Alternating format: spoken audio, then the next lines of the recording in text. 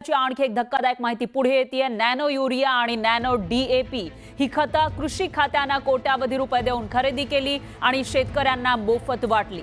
खरं तर शेतकऱ्यांना वापरू नये असा रिपोर्ट शासनाच्याच पंजाबराव देशमुख कृषी विद्यापीठाने दिलेला होता आणि या वस्तूंच्या खरेदीचं कंत्राट देण्याच्या सह्या या 6 महिने आधी हा रिपोर्ट देण्यात आलेला होता।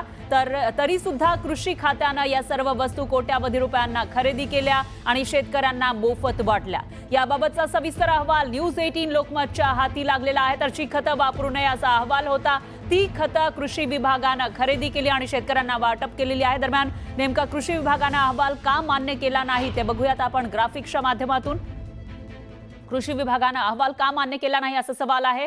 तर न्यूज 18 लोकमतचे हे सवाल आपण बघतोय कारण 6 महिने आधी जे वाटप झालेला आहे त्याच्या 6 महिने आधी हा अहवाल आलेला होता। तरी सुद्धा कृषी विभागाने अहवाल का मान्य केला नाही, का ही खतं वाटण्यात आली शेतकऱ्यांना असा सवाल या ठिकाणी उपस्थित होतोय। नॉट रिकमेंडेड केलं होतं तरी सुद्धा ते खत का खरेदी केलं असा सगळ्यात मोठा सवाल या ठिकाणी उपस्थित झालाय। तर गोगलगाय प्रादुर्भाव रोखण्यात मेटाल्डेहाइड निरुपयोगी आहे तरी सुद्धा ते का खरेदी केलं गेलं आणि शेतकऱ्यांना का वाटण्यात आलं असा सवाल या ठिकाणी उपस्थित होतो। तर अहवालावर बैठकांमध्ये चर्चा झाली तरी सुद्धा 6 महिन्यामध्ये खरेदीचे आदेश का काढण्यात आले हाही सगळ्यात मोठा आदेश या ठिकाणी उपस्थित होतो। अहवालावर बैठकांमध्ये चर्चा झाली तरी सुद्धा 6 महिन्यामध्ये खरेदीचे आदेश का निघाले असा सवाल इथं सगळ्यात मोठा सवाल उपस्थित झालाय। राज्यामध्ये कृषी घोटाळा झाला असा आरोप अंजली दमानिया यांनी केला होता। कारण आता त्यांच्याकडे एक नवीन अहवाल पुरावा स्वरूपात आलेला आणि हा अहवाल आहे पंजाबराव देशमुख कृषी विद्यापीठाचा, ज्यात म्हटलेलं आहे की नॅनो युरिया आणि नॅनो डीएपी हे नॉट रेकमेंडेड आहेत। अंजलीताई, ही माहिती तुमच्यापर्यंत आली, काय हे सगळा अहवाल सांगतो? कारण हा अहवाल सरळ सांगतो आणि त्याच्यात नॅनो युरिया आणि नॅनो डीएपीला असं सर्कल करून, म्हणजे ते मी डिटेल्स देखील तुमच्याबरोबर शेअर केलेत, त्याला अगदी सर्कल करून डायरेक्टर साईन करतात आणि तिथे लिहितात नॉट रेकमेंडेड। याचा अर्थ याचा वापर करण्यात येऊ नये।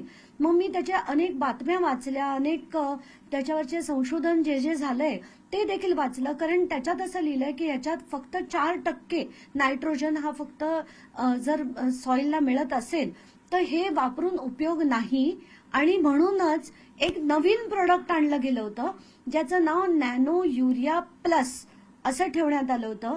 आता हे नॅनो युरिया प्लस जर विकायचं असेल तर नॅनो युरियाचा खप होत नव्हता आणि याच्यावर अनेक रिपोर्ट्स आहेत की याचा खपच होत नव्हता, शेतकरी हे विकतच घेत नव्हते, कुठेतरी हा माल पडून होता।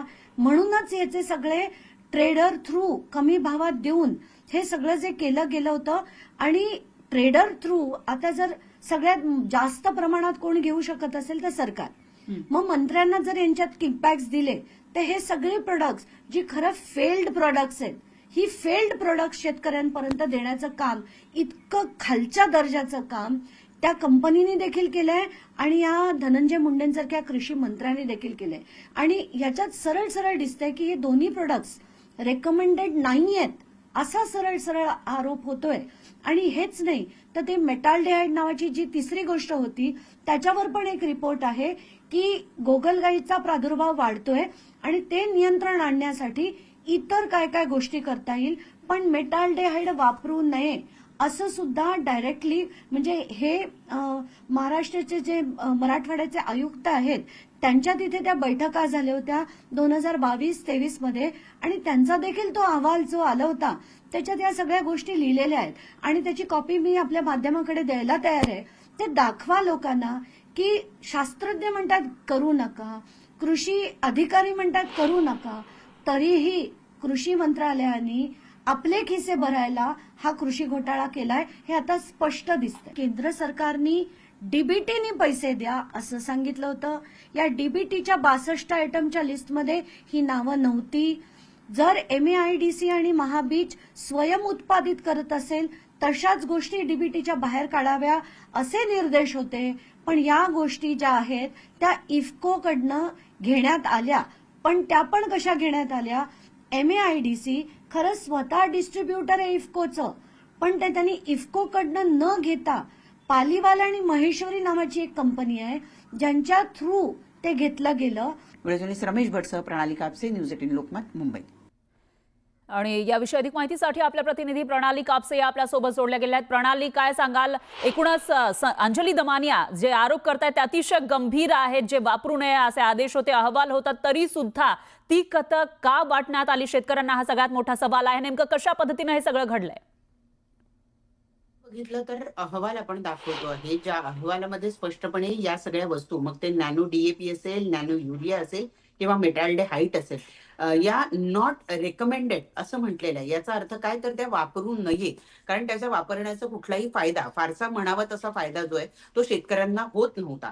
आणि त्यामुळं ज्या कंपनीनं ही सगळी उत्पादनं जी आहेत, जी मोठ्या प्रमाणावर तयार करून ठेवलेली होती, ती शेतकरी फारसे खरेदी करत नव्हते. अशा वेळेला सगळ्यात मोठा खरेदीदार जर कोणी ठरला असता तर ते होतं सरकार.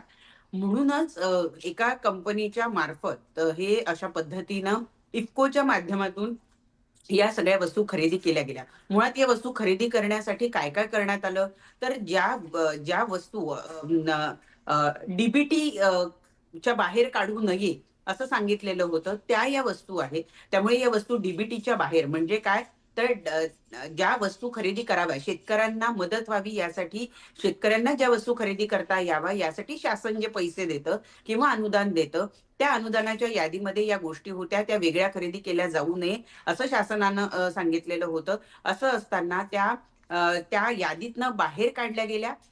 त्या खरं तर एजंट मार्फत खरेदी करू नये असं सांगितलेलं होतं, तरी त्या एजंट मार्फत खरेदी केल्या गेल्या.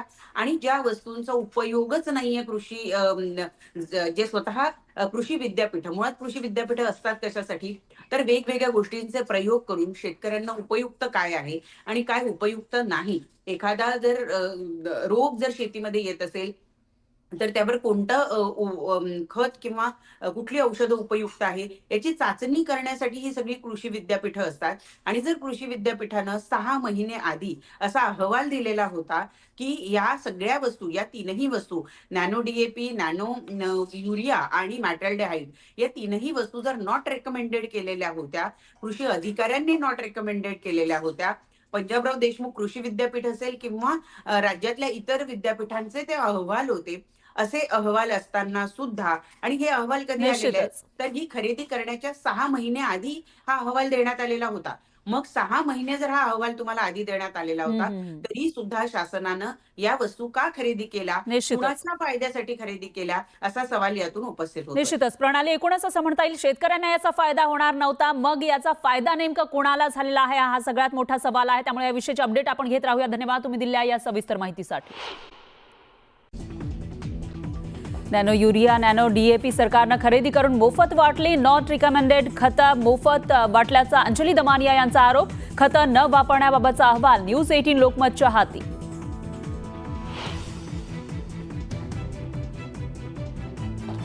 आज राज्य मंत्रिमंडळाची बैठकीमध्ये पीक विमा, जीबीएसचा वाढता प्रादुर्भाव याच्याबाबत चर्चेची शक्यता.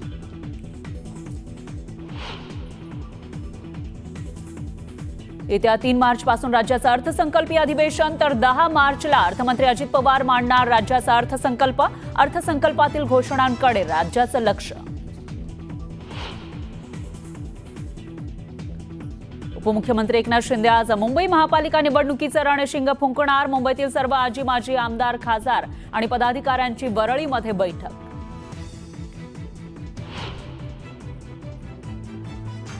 आता उपमुख्यमंत्री एकनाथ शिंदेंचा स्वतंत्र वैद्यकीय मदत कक्ष. मंगेश चिवटे यांच्याकडे असणार जबाबदारी. 2 मदत कक्षांमुळे राजकीय वर्तुळात चर्चेला उधाण.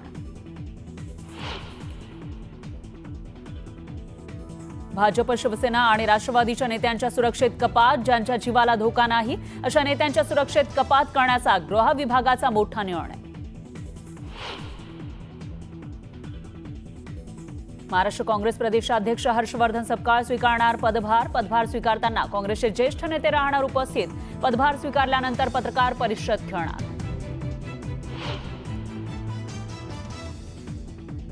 खासदार सुप्रिया सुळे बीड दौऱ्यावर. संतोष देशमुख आणि महादेव मुंडे यांच्या कुटुंबियांची घेणार भेट.